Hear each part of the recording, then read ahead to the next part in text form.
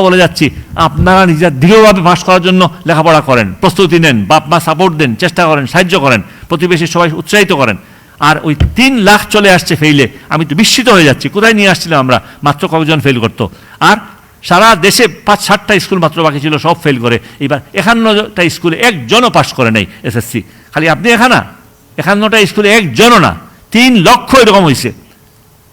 আপনাদের প্রতিক্রিয়াটা খুবই খারাপ হয়েছে, এটা আমি জানি, অনেক কথাই জানি, আমি বলতে চাচ্ছি না, কিন্তু এটা কোনো মন খারাপ করবেন না। যে কোনো চ্যালেঞ্জ মোকাবেলা করে সামনে আগায় যাবেন, কোনো সময় মন খারাপ করবেন না। পারবো না এই কথা মনে করবেন না, আপনি পারবেন, অবশ্যই পারবেন। এবং আজকে যাদের বক্তা এখানে শুনে গেলেন, যারা এখানে উপস্থিত হইলেন, এটা আপনাদের সাপোর্টে। এই যে যারা আসছেন আমাদের সামনে এখানে, এই যে আসছেন আপনাদের সমর্থনে, সবাইকে মঞ্চে বসানো যায় এই দেখে বোধ হয় কিছু এখানে বসাইছে, কিছু এখানে বসাইছে। সবাই আসছে, আমাদের সবচেয়ে জ্ঞানী লোক, সবচেয়ে আমাদের ভালো লোক, সবচেয়ে মানে জানা লোক, সবাই আমাদের প্রতি তাদের দরদ, সম্মান, শিক্ষা দেওয়া, জ্ঞান দেওয়া, শিক্ষা বিষয় সব নিয়ে যারা এক্সপার্ট তারা আসছেন।